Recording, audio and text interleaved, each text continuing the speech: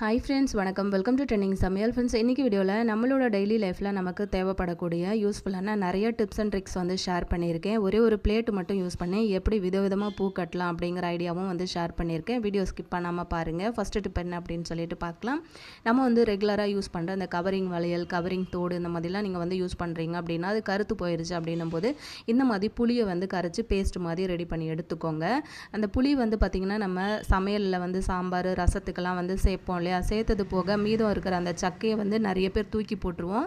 அந்த மாதிரி தூக்கி போடாமல் இந்த மாதிரியான கவரிங் பொருட்களை வந்து க்ளீன் பண்ணுறதுக்கு நீங்கள் வந்து யூஸ் பண்ணிக்கலாம். நல்லா அந்த அழுத்தம் கொடுத்து தேய்ச்சிங்க அப்படின்னா அந்த கருப்பெல்லாம் போயிட்டு பார்க்குறதுக்கே நல்லா பளபளன்னு உங்களுக்கு புதுசு போல் மாறிடும். ரொம்பவே யூஸ்ஃபுல்லாக இருக்குங்க.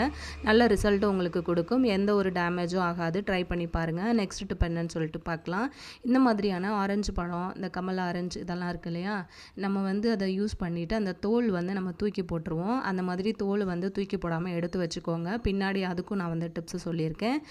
இப்போ நம்ம பசங்களுக்கு வந்து இந்த மாதிரி பழத்தை வந்து அந்த தோலை மட்டும் உரிச்சிட்டு இந்த சொழையோடு நம்ம அப்படி கொடுத்தோம் அப்படின்னா என்ன பண்ணுவாங்க அப்படின்னா இந்த மாதிரி அதோட விதை வந்து எடுக்கிறது கஷ்டமாக இருக்கும். சில பசங்க வந்து சாப்பிடவும் மாட்டாங்க.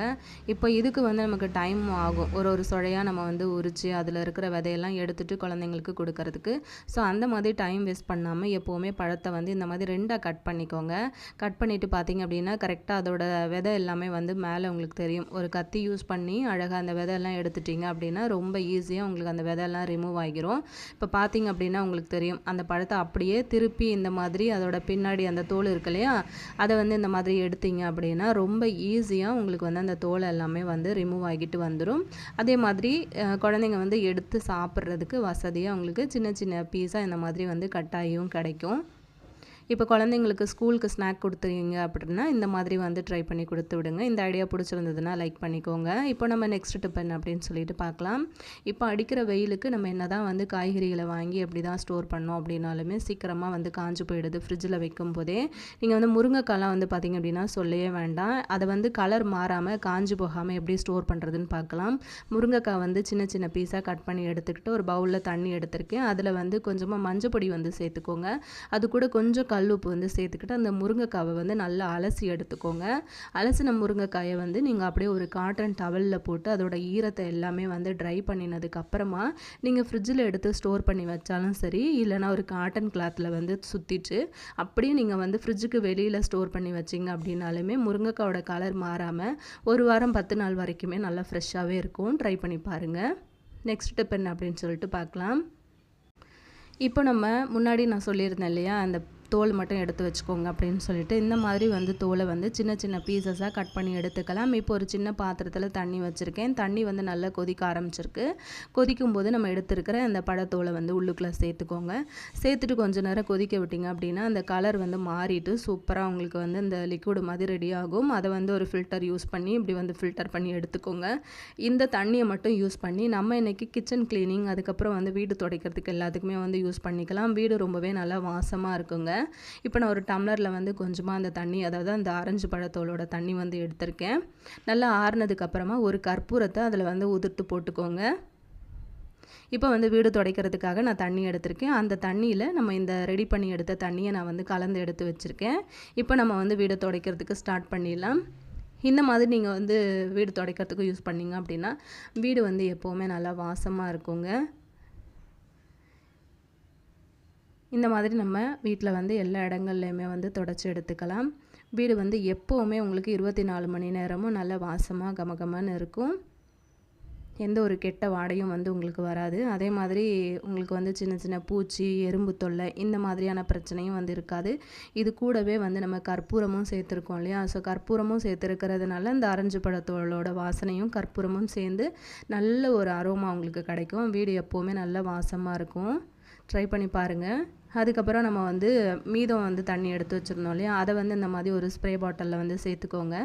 இதை யூஸ் பண்ணி நம்ம இன்றைக்கி நம்மளோட கிச்சனில் பார்த்திங்க அப்படின்னா அடுப்பு க்ளீன் பண்ணுறதுக்கு, அதுக்கப்புறம் நம்மளோட கவுண்டர் டாப் க்ளீன் பண்ணுறதுக்கு எல்லாத்துக்குமே யூஸ் பண்ணிக்கலாம். அது மட்டும் இல்லாமல் வீட்டில் வந்து இந்த நம்ம கர்ட்டன்லாம் போட்டிருப்போம் இல்லையா, ஸோ அதில் எல்லாத்துலேயுமே கூட நீங்கள் வந்து ஸ்ப்ரே பண்ணி விடலாம். எப்போவுமே நல்ல வாசமாக இருக்கும்.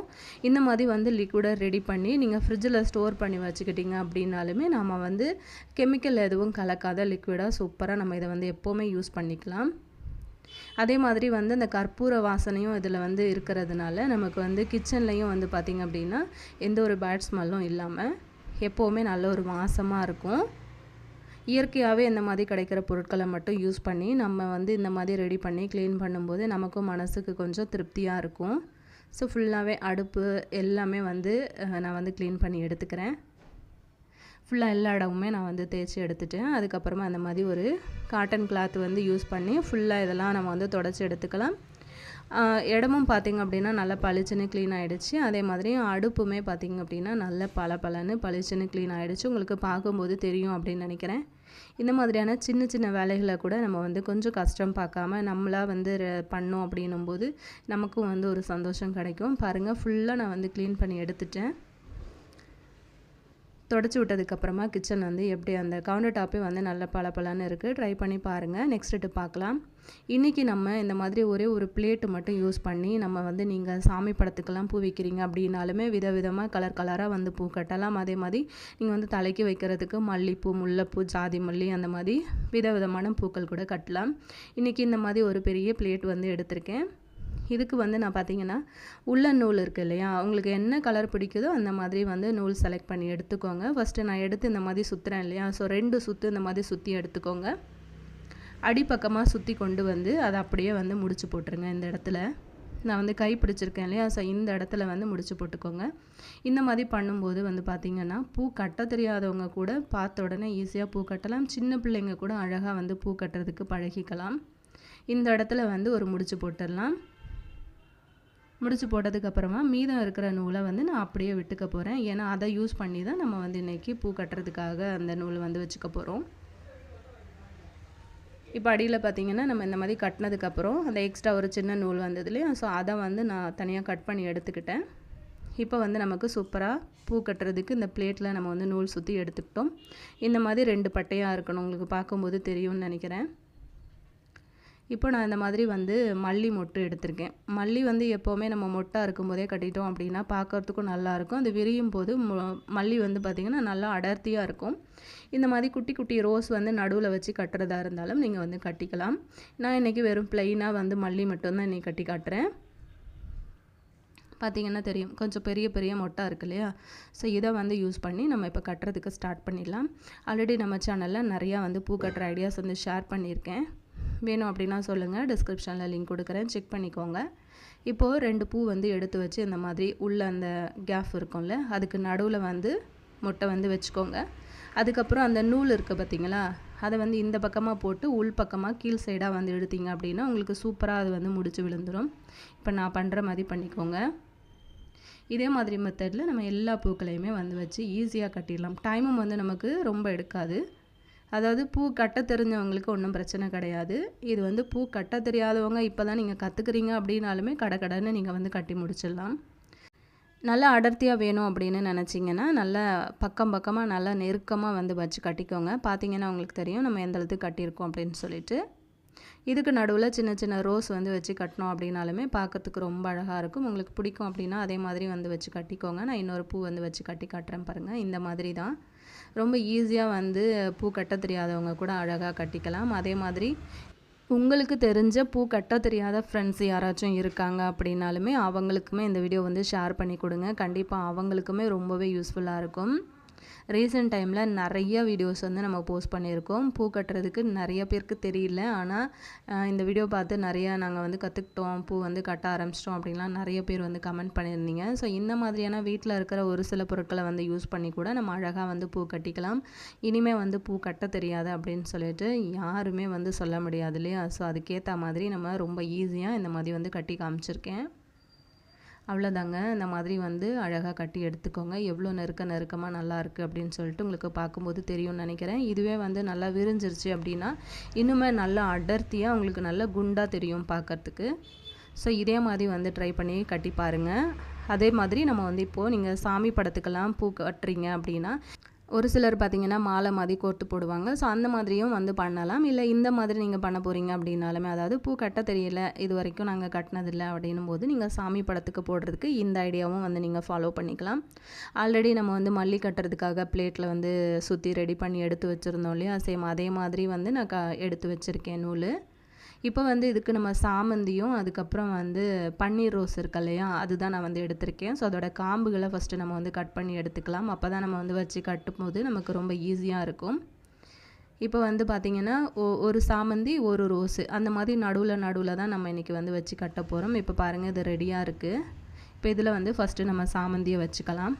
இந்த மாதிரி அந்த கேப்பில் சாமந்தி அந்த மாதிரி நுழைச்சி விட்டுருங்க. மல்லி கட்டும்போது நம்ம எப்படி முடிச்சு போட்டோமோ அதே மாதிரி தான் இந்த மாதிரி அந்த பக்கமாக போட்டு இந்த சைடு எடுக்கும்போது அப்படி கீழ் பக்கமாக எடுத்திங்க அப்படின்னா சூப்பராக முடிச்சு வந்து விழுந்துடும். உங்களுக்கு பார்க்கும்போது தெரியும்னு நினைக்கிறேன். இப்போ வந்து நான் ஒரு ரோஸ் வந்து வச்சுருக்கேன். உங்களுக்கு வந்து வெறும் சாமந்தி மட்டும்தான் கட்ட போகிறீங்க அப்படின்னாலுமே அழகாக வந்து வச்சு கட்டிக்கலாம். நம்ம இந்த மாதிரி மேலே நூல் வந்து போடுறதுனால அசிங்கமாக இருக்குமா அப்படின்னு நினச்சிங்கன்னா கண்டிப்பாக அந்த மாதிரிலாம் இருக்காது. கட்டி முடிச்சிட்ட பிறகு பார்க்கும்போது ரொம்பவே அழகாக இருக்கும் பார்க்குறதுக்கு. ஸோ இப்படியோ மாற்றி சாமந்தி ஒன்று அதுக்கப்புறம் ரோஸ் ஒன்று அப்படின்னு சொல்லிட்டு இந்த மாதிரி வந்து வச்சு கட்டிக்கோங்க. அதே மாதிரி வந்து தேவைப்படுச்சு அப்படின்னா அந்த சின்ன குட்டி ரோஸ் வருது பார்த்திங்களா, அது கூட நம்ம வந்து யூஸ் பண்ணி கட்டிக்கலாம். அது இன்னுமே பார்க்குறதுக்கு ரொம்ப அழகாக இருக்குங்க. நான் அடுத்தடுத்த வீடியோஸில் நான் அதுவுமே வந்து ஷேர் பண்ணுறேன். இப்போ பார்க்கும்போதே உங்களுக்கு தெரியும்ல, கலர்ஃபுல்லாக ரொம்ப அழகாக நம்ம வந்து கட்டி இந்த அளவுக்கு கொண்டு வந்துட்டோம். பார்க்க ரொம்ப அழகாக இருக்குது. இதே மாதிரி கூட நீங்கள் வந்து இன்னும் 2-3 தடவை வந்து பிளேட்டில் சுற்றி நீங்கள் கட்டினீங்க அப்படின்னா ஒரு பெரிய மாலை மாதிரி கூட நீங்கள் ரெடி பண்ணி எங்களோட சுவாமி படத்துக்கு வந்து போடலாம். அவ்வளோதான். ஃபுல்லாக வந்து கட்டி முடிச்சதுக்கு அப்புறமா நீங்கள் அந்த மாதிரி வந்து சிஸ்ஸர் யூஸ் பண்ணி நீங்கள் அந்த பக்கம் இந்த பக்கம் வந்து கட் பண்ணி விட்டீங்க அப்படின்னா ரொம்ப அழகாக உங்களுக்கு வந்து மாலை மாதிரி சூப்பராக ரெடி ஆகிடும். இதை வந்து நீங்கள் தலைக்கு வைக்கிறதா இருந்தாலும் வச்சுக்கலாம். ஒரு கொண்டை போட்டிங்க அப்படின்னா அந்த கொண்டையை சுற்றி அழகாக வந்து இதை வச்சு செட் பண்ணிக்கலாம். அப்படி இல்லைன்னா சுவாமி படத்துக்கு வைக்க போகிறீங்க அப்படின்னாலுமே வந்து வச்சுக்கலாம். பார்க்கறதுக்கு ரொம்ப அழகாக இருக்குல்ல. ஸோ இதே மாதிரி மெத்தடில் நீங்களும் வந்து கட்டி பாருங்கள். அப்படியே இந்த வீடியோவை உங்களோட பூக்கட்ட தெரியாத ஃப்ரெண்ட்ஸ் யாராச்சும் இருந்தாங்க அப்படின்னா அவங்களுக்குமே வந்து ஷேர் பண்ணி விடுங்க. கண்டிப்பாக இந்த ஐடியாஸ் வந்து உங்களுக்கு ரொம்பவே யூஸ்ஃபுல்லாக இருந்திருக்கும் அப்படின்னு நினைக்கிறேன். இந்த வீடியோ பிடிச்சிருந்து அப்படின்னா மறக்காமல் இந்த வீடியோக்கு ஒரு லைக் கொடுத்துருங்க. அப்படியே உங்கள் ஃப்ரெண்ட்ஸ் அண்ட் ஃபேமிலி மெம்பர்ஸோட ஷேர் பண்ணிக்கோங்க. ரீசெண்ட் டைமில் நான் பூ கட்டுற வீடியோஸ் வந்து நிறைய ஷேர் பண்ணியிருந்தேன்னு சொல்லியிருந்தேன் இல்லையா, ஸோ அதோட தம்ப்நெயில் எல்லாமே வந்து இங்கே கொடுக்குறேன். இந்த வீடியோஸ் எல்லாமே வந்து நீங்கள் இன்னுமே பார்க்கல அப்படின்னா மறக்காமல் சேனலில் இருக்குது, சேனல் ப்ளேலிஸ்ட்லையும் கொடுத்துருக்குறேன். மறக்காமல் அங்கேயும் போய்ட்டு செக் பண்ணிக்கோங்க. இதே மாதிரி இன்ட்ரெஸ்டிங்கான யூஸ்ஃபுல்லான ஒரு நல்ல பதிவில் நான் உங்களை திரும்ப மீட் பண்ணுறேன் ஃப்ரெண்ட்ஸ். தேங்க்யூ.